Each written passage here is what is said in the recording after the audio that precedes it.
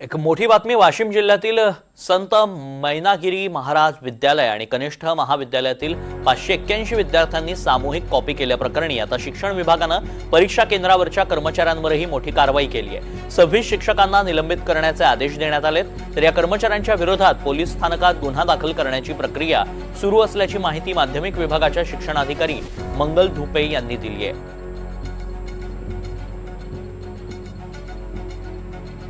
संबंधितांवर गुन्हा दाखल करणार असल्याची जिल्हाधिकाऱ्यांनी माहिती मिळते।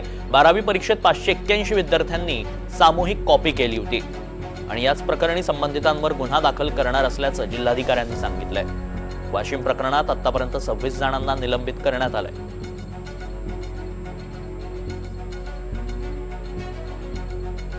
महाराज विद्यालय व कनिष्ठ महाविद्यालय जुमडा टोक या परीक्षा केंद्रावर शिक्षणाधिकारी प्राथमिक श्री संजय ससाणे यांनी भेट दिली। तर त्या भेटीच्या वेळेला त्या ठिकाणी 581 विद्यार्थी जे आहेत तर या 581 विद्यार्थ्यांच्या उत्तरपत्रिकांची तपासणी केली असता आणि सीसीटीव्हीचं जे काही फुटेज आहे हे त्या ठिकाणी त्यांनी तपासलं आणि फुटेजवरून या 581 विद्यार्थ्यांनी त्या ठिकाणी सामूहिक कॉपी केली असं सरांनी आम्हाला अहवाल या ठिकाणी दिलेला आहे। त्या आधारे त्या ठिकाणचे जे काही 26 शिक्षक आहे या 26 शिक्षकावर निलंबनाचा प्रस्ताव आम्ही संस्थेला त्या ठिकाणी दिलेला आहे आणि या 26 शिक्षकावर गुन्हे दाखल करण्याबाबतची कार्यवाही गट शिक्षणाधिकारी वाशिम यांच्या मार्फत आमची चालू आहे।